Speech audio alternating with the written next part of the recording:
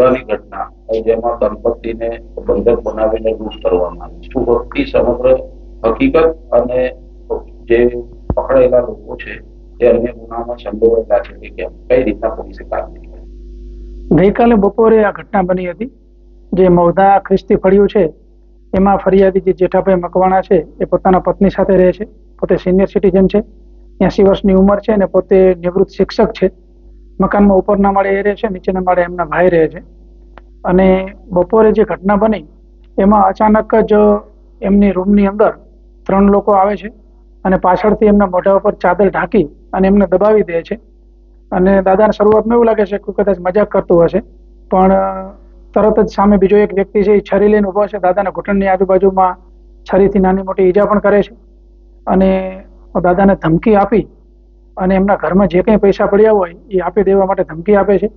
દાદા અને દાદી ડરી જાય છે અને જે ચાવી છે એ જે કબાટમાં પડી હતી ચાવી લઈ આરોપી તિજોરીમાંથી એક 20,000 અને બીજા 1,85,000 એમ ટોટલ 2,05,000 રોકડ અને બીજી દાદાની સોનાની વીંટી આ કાઢી અને એ લોકો લૂંટને અંજામ આપી અને દાદાને ઈજા કરી અને જતા રહે છે.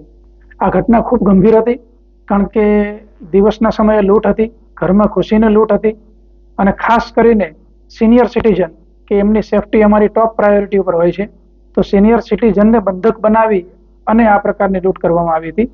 એટલે તાત્કાલિક સિનિયર અધિકારીઓએ વિઝિટ કરેલી અને મૌધાના પીઆઈ જે અમારે પીઆઈ ગોહિલ છે એ ખૂબ એક્ટિવ ઓફિસર છે, એમની તાત્કાલિક ટીમ સાથે એ લોકો ગુનો દાખલ કરી અને સાથે સાથે આરોપીને પકડવા માટે અને આરોપીનું પગેરું મેળવવા માટે મહેનત કરવા લાગેલા.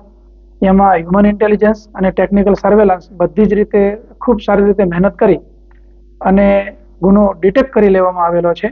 અને આ ગુનાની અંદર ગુનાને અંજામ આપનાર કુલ 5 આરોપીની ધરપકડ કરવામાં આવી છે. આ જે 5 આરોપી છે એ 5 આરોપી પૈકી આરોપીઓને જો આપણે વિગત જણાવું તો કિરીટભાઈ બાબુભાઈ મકવાણા એ મૌધાના છે, રોહિતવાસમાં રહે છે. દેવ ઉર્ફે દેવો સંજયભાઈ પ્રતાપભાઈ બારૈયા એ મૌધા પારેખ ટીંબા રહે છે. નિલેશ અશ્વિનભાઈ શંકરભાઈ પરમાર એ વટવા અમદાવાદના છે.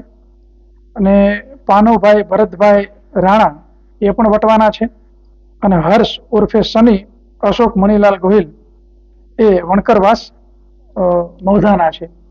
આમાં જે આરોપી છે કિરીટ, હર્ષ એ લોકો દાદાને ઓળખતા હતા અને દાદા નિવૃત્ત શિક્ષક છે એટલે એમની પાસે પેન્શનના અને અન્ય પૈસા દાદા પાસે હશે એવી એમને ચોક્કસપણે ખબર હતી. દાદા જે દાગીના પહેરતા હતા એ પણ એમના ધ્યાનમાં હતું કે દાદા હાથમાં વીંટી પહેરે છે. અને આ જે આરોપીઓ છે એમાં દરેકે પોતાનો અલગ અલગ રોલ ભજવેલ છે. એક આરોપી ચપ્પુ લાવેલ છે, બીજાએ ચપ્પુ બતાવીને ઈજા કરેલ છે, એક આરોપીએ દાદાનું મોઢું દબાવી રાખેલ છે, એક આરોપીએ રેકી કરેલ છે અને 5 આરોપીઓ એકબીજાના કોન્ટેક્ટમાં હતા. અને અંદરો અંદર એ લોકોની એવી ડીલ થયેલી કે જે લૂંટના પૈસા આવે ત્યારબાદ અત્યારે એક વ્યક્તિ પાસે રાખીશું અને ત્યારબાદ તમામ ભાગતા લઈ લેશું. આરોપીઓના જો ગુનાહિત ઇતિહાસની વાત કરવામાં આવે તો અહીંના જે આરોપીઓ છે એમાંથી કોઈનો ગુનાહિત ઇતિહાસ હાલ સુધી સર્ચ કરતા જણાઈ આવેલ નથી. પરંતુ જે અમદાવાદના 2 આરોપી છે એમાં અમે ચેક કરી રહ્યા છીએ અને અમદાવાદ સિટી પોલીસના સંપર્કમાં છીએ. હાલ સુધી અમે ઓનલાઈન સર્ચ કરતા એમનો કોઈ ગુનાહિત ઇતિહાસ જણાયેલ નથી, પણ જો બીજો કોઈ ગુનાહિત ઇતિહાસ હશે તો આરોપીઓની વિરુદ્ધમાં અન્ય પણ પગલાઓ લેવામાં આવશે. સાહેબ, આ જે આરોપીઓ છે 5 આરોપીઓમાંથી અમદાવાદ અને મૌધાના, તો આ અમદાવાદ અને મૌધાના કોન્ટેક્ટમાં કઈ રીતના આવ્યા?